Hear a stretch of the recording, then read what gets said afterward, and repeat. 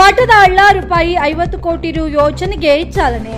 ಮಠದ ಹಳ್ಳ ಕೆರೆಗೆ ಹೇಮಾವತಿಯ ಶಾಖಾ ನಾಳದಿಂದ 300 ಅಶ್ವಶಕ್ತಿಗಳ 2 ಮೋಟಾರ್ಗಳಲ್ಲಿ ಪಂಪ್ ಮಾಡುವ ಮೂಲಕ 64.48 CFT ನೀರನ್ನು ಹರಿಸುವ ಯೋಜನೆಗೆ ಇಂದು ರಂಗನಾಳಿಯಲ್ಲಿ ಮಾನ್ಯ ಉಪಮುಖ್ಯಮಂತ್ರಿಗಳು ಹಾಗೂ ಜಲಸಂಪನ್ಮೂಲ ಸಚಿವರಾದ ಶ್ರೀ ಡಿಕೆ ಶಿವಕುಮಾರ್ ಮತ್ತು ಕರ್ನಾಟಕ ಸರ್ಕಾರದ ದೆಹಲಿಯ ವಿಶೇಷ ಪ್ರತಿನಿಧಿ ಮಾಜಿ ಸಚಿವರು ಮತ್ತು ಶಿರಾ ವಿಧಾನಸಭಾ ಕ್ಷೇತ್ರದ ಶಾಸಕರಾದ ಶ್ರೀ ಡಿಬಿ ಜಯಚಂದ್ರ ಅವರ ಘನ ಉಪಸ್ಥಿತಿಯಲ್ಲಿ ಭೂಮಿ ಪೂಜೆಯನ್ನು ನೆರವೇರಿಸಿ ಚಾಲನೆಯನ್ನು ನೀಡಲಾಯಿತು.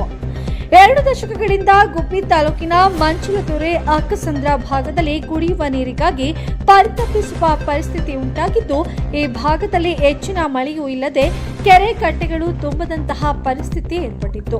ಇದೀಗ ನಮ್ಮೆಲ್ಲರ ಕನಸು ನನಸಾಗಿದೆ.